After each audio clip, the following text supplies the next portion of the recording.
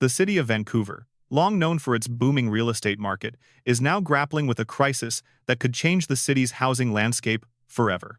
A disaster of colossal proportions is unfolding across thousands of condos in the city, and its ripple effects are already shaking the foundations of the entire housing market.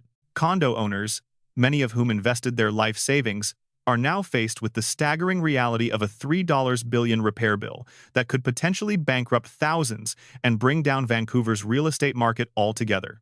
The very buildings, once hailed as modern marvels, are now facing an uncertain future.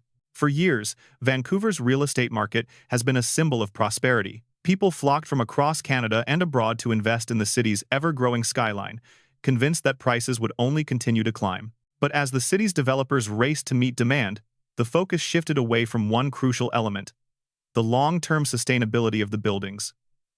The structures, though high in demand, were built under intense time pressures and without the necessary foresight of maintenance and care required to ensure their stability over time. What started as a few minor repair concerns for a handful of buildings has now turned into a full-blown financial disaster. Estimated repair costs for Vancouver's condo market are approaching $3 billion, with each affected unit facing repair bills that range anywhere from $100,000 to over $500,000. The urgency of the repairs is alarming, as many of these condos are now structurally unsound. And for the thousands of condo owners caught in this nightmare, the financial burden is so overwhelming that many are seeing their investments evaporate overnight. According to estimates from the Canadian Home Builders Association, CHC, the scope of this disaster is only going to expand. Over 30,000 condo units across Vancouver are reported to be affected, and the repair costs are rising with each passing day. At the heart of the problem lies the fact that these buildings, while sleek and modern in appearance, were built with an insufficient understanding of the materials and systems required to endure Vancouver's harsh climate. While developers and contractors are scrambling to address the issue, the reality is that the city's infrastructure, once thought to be a pillar of stability, is beginning to crumble. And the people who were supposed to be the beneficiaries of Vancouver's real estate boom are now the ones bearing the weight of the disaster. Mortgage rates in the region are soaring, exacerbating the issue. Banks, once eager to lend to condo buyers, are now tightening their belts, fearful of the financial repercussions of these widespread repairs. The very loans that many owners took out to finance their condos are now underwater. As the value of their properties continues to drop, many condo owners are now at risk of losing everything. The collapse of Vancouver's condo market, fueled by these enormous repair bills, is creating an economic ripple effect. Local businesses, from construction companies to retailers, are bracing for impact as the local economy feels the squeeze of this unanticipated disaster. Job layoffs are becoming more common as demand for new construction projects diminishes, and developers are running out of options. The fate of these condos has sparked panic throughout the city, and for many condo owners, the reality of financial ruin is just beginning to sink in. This situation is not just an isolated event. It is a cautionary tale for other cities across Canada, particularly those with similarly growing condo markets.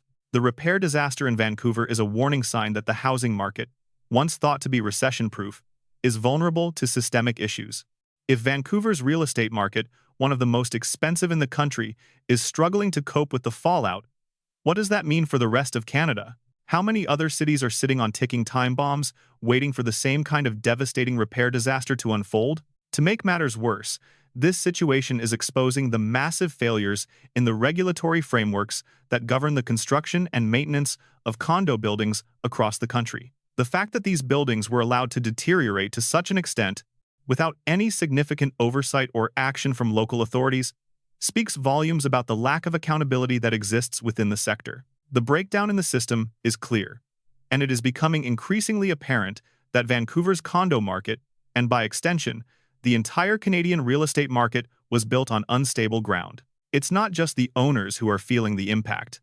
Developers who once held the reins of Vancouver's booming condo market are now finding themselves on the verge of bankruptcy. They are unable to bear the financial burden of the repairs, and many are being forced to walk away from the projects they've invested so much into. The consequences of their financial mismanagement are now being passed down to the condo owners who, through no fault of their own, are stuck with the bill. In many cases, condo owners are facing an impossible choice: either pay for the repairs, which could mean taking out loans or depleting their savings, or risk losing their homes altogether. With property values plummeting, the decision to stay or go has become a life-altering one. Many owners, realizing that their condos are now worth far less than the cost to repair them, are deciding to walk away from their properties. The result is a wave of foreclosures that is rapidly sweeping across the city, and the ripple effect is spreading to nearby regions as well. The city of Vancouver, once the epitome of prosperity, is now in a state of crisis. Thousands of condo owners are facing financial ruin, and the city's housing market is on the brink of collapse.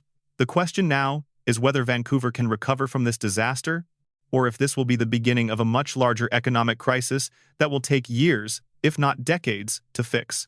But the full extent of this crisis is not yet clear. Even as developers scramble to fix the immediate issues with their properties, the underlying problems with Vancouver's housing market remain unaddressed.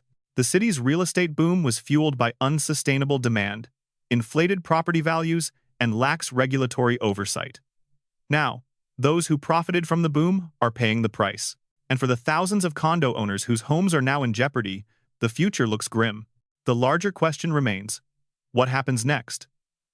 The damage done to Vancouver's condo market could serve as a warning sign for other cities across Canada. The same forces that contributed to the collapse of Vancouver's housing market are at play in other regions, and the question remains whether other cities will follow suit. If the failure of Vancouver's condo market can happen here, what does that mean for the future of Canadian real estate? In the coming months, more answers will emerge. But for now, the financial ruin faced by thousands of condo owners is a stark reminder of the volatility of the real estate market and the dangers of unchecked growth. Vancouver's housing market was once a symbol of prosperity. Today, it stands as a cautionary tale for the future of Canadian real estate. As this disaster continues to unfold, one thing is clear: the impact will be felt far beyond the boundaries of Vancouver. The ripple effects are already being felt across the country, and it's only a matter of time before other cities face the same issues. The crisis may just be beginning, and for those affected by it, the road ahead will be long and uncertain. As the situation in Vancouver continues to escalate, the enormity of the $3 billion repair disaster is beginning to hit home. Thousands of condo owners are staring down a future where their homes, once a symbol of their hard work and investment, are now liabilities they cannot afford. It's a tragedy that was years in the making, and the full scope of the consequences is only just starting to unfold. This crisis is not just a local issue. It's a nationwide warning about the fragility of Canada's housing market, particularly in cities where property values have skyrocketed far beyond reasonable expectations. Vancouver is not an isolated case. It is a cautionary tale for the entire country. The crisis isn't just about finances, it's about people's lives. Condo owners who once believed their property was a stable and secure investment are now facing the harsh reality of financial ruin. They trusted the system. They trusted the builders. They trusted the market. And now they are paying the price. It's not just the numbers on a balance sheet that tell the story, it's the faces of the people whose lives have been turned upside down. Take Sarah, for example, a 5-year-old single mother who purchased her condo in 2018, hoping to secure a better future for her 2 young children. She worked tirelessly to save for a down payment and watched as property values continued to climb. At the time, she felt secure in her investment. Fast forward to 2025, and her condo is now worth less than half of what she paid for it. The $200,000 in repairs needed to fix the structural issues have left her with no way forward. Her savings have been drained, and her future is now in jeopardy. Like so many others, she is now facing the possibility of losing her home, her life's work, and her dreams of providing a better future for her family. The emotional toll on condo owners like Sarah is devastating. Beyond the financial strain, there's a sense of betrayal. They are being forced to pay for mistakes that were not their own. They followed the rules, they did everything they were told to do. They invested in what they thought was a sound and secure market. And now, they find themselves in a situation they never could have imagined. This is not just a financial collapse. It's a personal tragedy for thousands of families. But Sarah's story is not unique. She is just one of thousands of condo owners across Vancouver who are being swept up in this disaster. Many are facing the impossible decision of whether to invest further in their homes, to make repairs, or walk away and accept their losses. For some, the financial burden of the repairs is too great to bear. For others, the loss of equity is so severe that they see no way to recover. The real estate market in Vancouver, once considered a safe haven for investors, is now a ticking time bomb, and it is about to explode. What makes this crisis even more alarming is that it's not just about fixing buildings, it's about fixing a broken system. The condo market in Vancouver has been built on shaky foundations.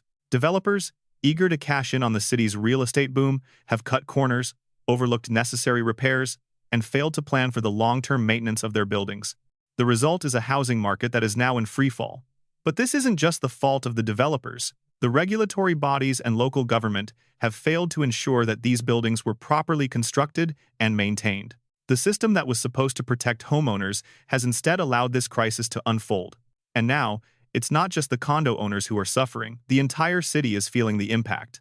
As the repair costs mount, banks are beginning to tighten their lending practices, and mortgage defaults are on the rise. Vancouver's economy, once buoyed by the success of its real estate market, is now struggling to cope with the fallout. Businesses that once relied on the construction boom are now facing layoffs and closures. The construction industry, which once employed thousands of workers, is now in disarray. Many contractors are walking away from projects, unwilling or unable to take on the risk of the repairs. Those that remain are charging exorbitant prices for their services, further driving up the cost of the repairs and making it even harder for condo owners to stay afloat. The supply chain for construction materials is also in turmoil. With demand for repairs skyrocketing, materials are becoming increasingly difficult to find. This has led to delays in repairs and further escalated costs. At the same time, construction companies are facing labor shortages, as skilled workers are in high demand and the cost of wages continues to rise. This perfect storm of rising costs, dwindling resources, and a contracting labor market is exacerbating an already dire situation. Politicians are scrambling to find solutions, but their response has been sluggish at best. Vancouver's local government has been slow to react to the crisis, and their inaction has only compounded the problem. Instead of stepping in to offer assistance, the government has allowed the situation to spiral out of control. This lack of leadership has left condo owners to fend for themselves, while developers, banks, and contractors continue to protect their own interests. The government's failure to address the issue quickly and decisively has only added to the anger and frustration of those who are already suffering. There is also a growing sense of mistrust towards the real estate sector. For years, developers and real estate agents have touted Vancouver as a market that's always on the rise, a safe bet for anyone looking to invest. But now, those same developers are walking away from the problem, leaving condo owners to deal with the consequences. The promises that were made to buyers and investors have been broken, and the fallout is being felt by thousands of families who are now trapped in a financial nightmare. While Vancouver's condo market is in crisis, the effects of this disaster are being felt far beyond the city's borders. Major cities across Canada, including Toronto, Montreal, and Calgary, could face similar issues in the coming years. The lessons learned from Vancouver's crisis are a warning sign for other markets that have seen rapid growth and rising property values. Developers across the country have been building with the same unsustainable practices, and the question now is whether other cities are prepared to handle the fallout when the same issues arise. The reality is that the housing market across Canada is fragile, and the Vancouver condo crisis is proof of that. If Vancouver, with its sky-high property values and robust economy, can't weather this storm, what does that mean for other cities? It's likely that the consequences of this disaster will reach far beyond Vancouver, triggering a nationwide crisis that could take years to recover from. But the crisis isn't over.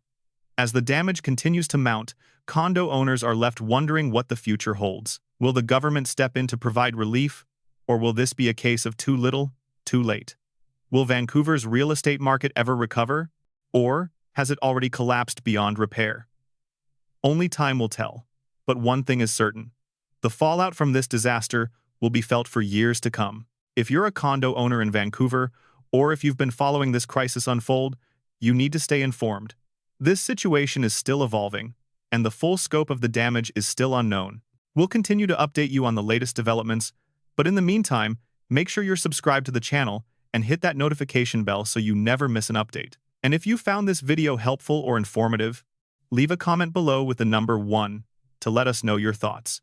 Your feedback matters, and we'll be following up with even more crucial information about this ongoing crisis. Stay tuned for the next video. Make sure to like this video, leave a comment with 1 to let us know your thoughts, and subscribe for more updates on the crisis in Vancouver's condo market and its nationwide implications.